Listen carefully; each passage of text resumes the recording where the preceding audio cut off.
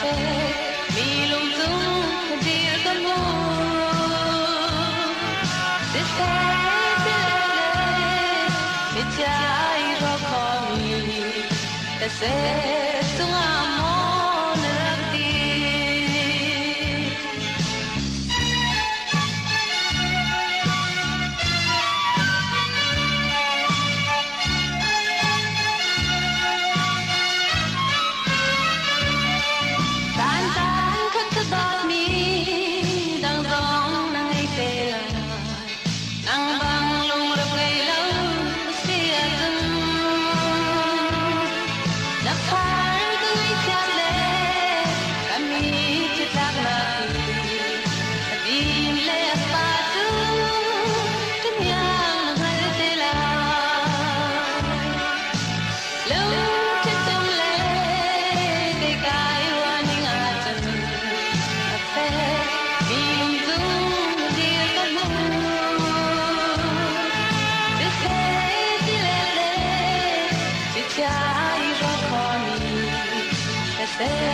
tung amon rakti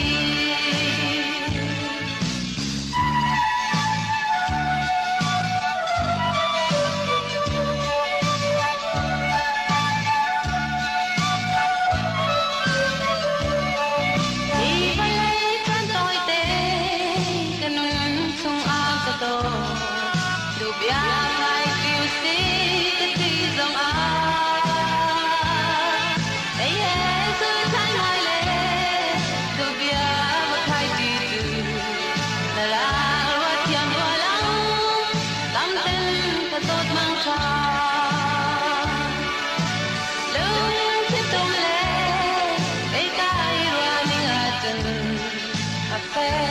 mi lung tung dir kamu se se le che chai ro komi se